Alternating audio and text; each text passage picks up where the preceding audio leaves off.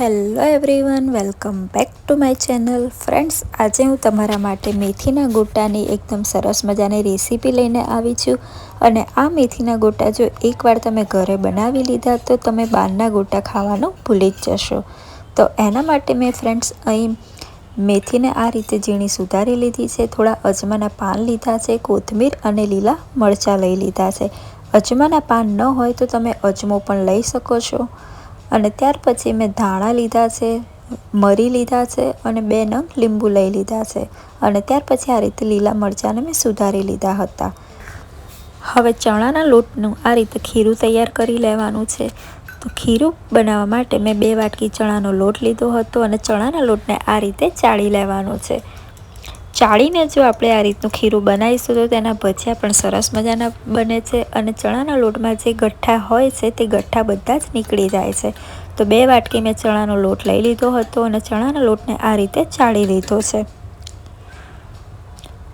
આ રેસીપી એકદમ ઇઝી પણ છે અને આ રેસીપીથી ફટાફટ ભજીયા બની પણ જશે. અને ચોમાસાની અત્યારે સિઝન ચાલી રહી છે તો ગરમ ગરમ તમે ભજીયા આ રેસીપીથી જરૂરથી બનાવજો. અને આ રેસીપીથી એકવાર તો તમે ઘરે ટ્રાય કરજો કે ભજીયા તમારા કેવા બને છે. હવે આ રીતે મેં ચણાના લોટને ચાળી લીધો. ત્યાર પછી હવે ધાણા અને મરીને આ રીતે મિક્સરમાં ક્રશ કરી દેવાના છે. અને ધાણા અને મરી આ રીતે ક્રશ થઈ ગયા, કચરા જ ક્રશ કરવાના છે. હવે મરી અને ધાણાના જે આ ભૂક્કો છે તેને પણ આપણે ચણાના લોટમાં ઉમેરી લેવાનો છે. ત્યાર પછી 1 ચમચી મીઠું લેવાનું છે, 1 ચમચી હળદર અને અડધી ચમચી હિંગ લઈ લેવાની છે.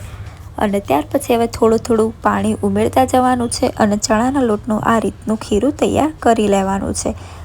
બજારમાં જે મેથીના ગોટા મળે છે તેમાં ચણાનો લોટ વધારે અને મેથી ઓછી હોય છે અને તે આપણને ખાવામાં પણ એટલા ક્રિસ્પી કે ટેસ્ટી નથી લાગતા.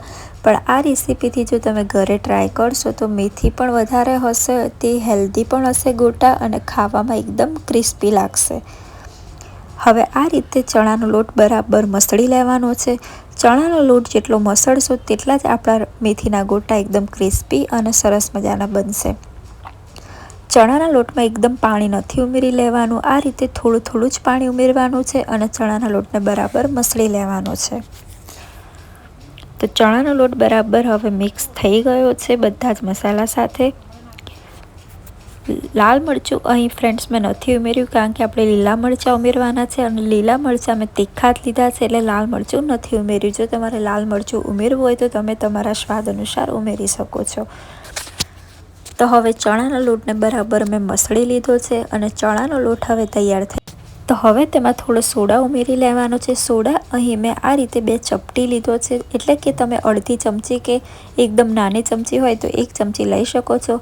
હવે સોડા ઉપર આ રીતે લીંબુનો રસ ઉમેરી લેવાનો છે. તેનાથી ભજીયા પણ એકદમ ક્રિસ્પી બનશે કારણ કે ચણાના લોટમાં સરસ મજાનો જે આથો હોય છે તે આથો આવી જશે એના સોડાથી.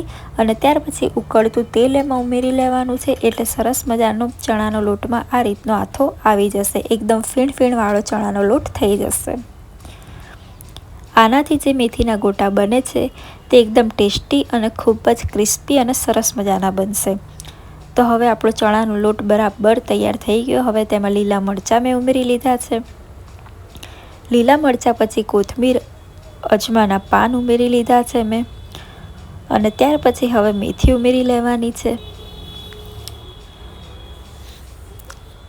તમે જો પાલકના ગોટા બનાવવા હોય તો પણ તમે આ જ રેસીપીથી બનાવી શકો છો, તેનાથી પણ ભજીયા ખૂબ જ ટેસ્ટી બનશે. હવે બધા જ મસાલાને આ રીતે મિક્સ કરી લેવાના અને ત્યાર પછી હવે મેથીને પણ આ રીતે ચણાના લોટમાં બરાબર મિક્સ કરી દેવાની છે. 2 થી 3 જ મિનિટમાં આપણો મસાલો તૈયાર થઈ જશે. મસાલો જો તમને વધારે પડતો આ રીતનો ઢીલો લાગતો હોય તો તમારે પાણી નથી ઉમેરવાનું, પણ જો મસાલો તમને વધારે જાડો લાગતો હોય તો થોડું જ પાણી ઉમેરવાનું છે, વધારે પડતું પાણી નથી ઉમેરવાનું. બરાબર આપણે ચણાના લોટને મસળશું એટલે મેથી સાથે મિક્સ થઈ જાય છે. અને આ રીતે હવે સરસ મજાનું આપણું ખીરું તૈયાર થઈ ગયું છે. તો હવે મેં તેલને પણ ગરમ કરવા રાખી દીધું હતું. હવે ભજીયાને તમારે માપ જોવું હોય તો આ રીતે થોડું તમે ખીરું તેલમાં ઉમેરી શકો છો. તેનાથી આપણને ભજીયાનું જે બેટર હોય છે તેના માપની ખ્યાલ આવી જશે, એટલે કે માપ જાડું છે કે પતલું છે. તો અહીં મારું માપ થોડું જાડું હતું એટલે મેં થોડું પાણી ઉમેરી લીધું છે અને ફરીથી ખીરું બરાબર આ રીતે હલાવી લીધું છે। તો હવે ફ્રેન્ડ્સ આપણું ખીરું તૈયાર થઈ ગયું છે। જ્યારે પણ ભજીયા બનાવતા હોઈએ છીએ ત્યારે લીલા મરચાં તો શેકેલા તેમાં જોઈએ જ છે, તે માટે મેં લીલા મરચાંને જે સુધાર્યા હતા તેને પહેલાં તેલમાં તળી લીધા છે। આ રીતે મેં જારાની અંદર જ લીલા મરચાંને રાખી દીધા હતા અને લીલા મરચાં 1 થી 2 જ મિનિટમાં સરસ મજાના તેલમાં શેકાઈ ગયા છે। તો હવે મરચાંને આપણે પ્લેટમાં લઈ લઈશું। એકદમ તીખા અને સરસ મજાના મરચાં ભજીયા સાથે તો ખૂબ જ સરસ લાગે છે અને અમારા ઘરમાં ભજીયા કરતાં મરચાં વધારે બધા ખાય છે। હવે ગરમ ગરમ જે મરચાં હોય છે તેમાં આપણે મીઠું ઉમેરી લેવાનું છે અને બરાબર મરચાંને મિક્સ કરી લેવાના છે। તો હવે ભજીયા માટે આ રીતે મેં થોડું થોડું ખીરું લીધું છે અને આ રીતે તેલમાં ઉમેરી લેવાનું છે।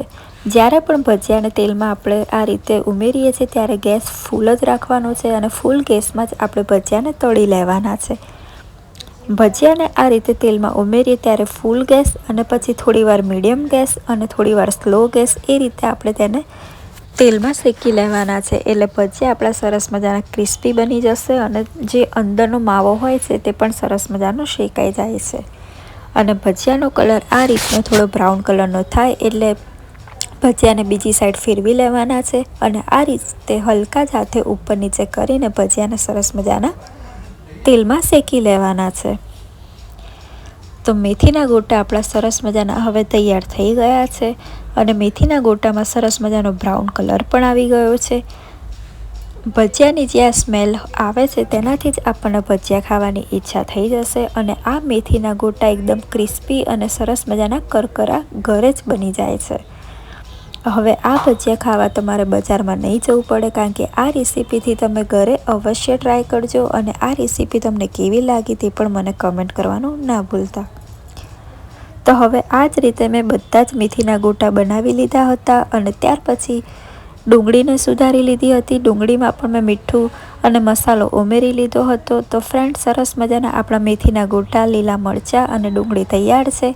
હવે આ ભજીયાને આપણે ટ્રાય કરવાના છે કે ભજીયા કેવા બન્યા છે। તો ભજીયાને હું તમને અંદરથી આ રીતે ખોલીને બતાવું છું કે ભજીયા કેવા છે। તો જોઈ શકો છો ફ્રેન્ડ્સ કે સરસ મજાના મેથીથી ભરપૂર અને એકદમ ક્રિસ્પ અને સોફ્ટ મેથીના ભજીયા તૈયાર થઈ ગયા છે। જો વિડીયો પસંદ આવ્યો તો લાઈક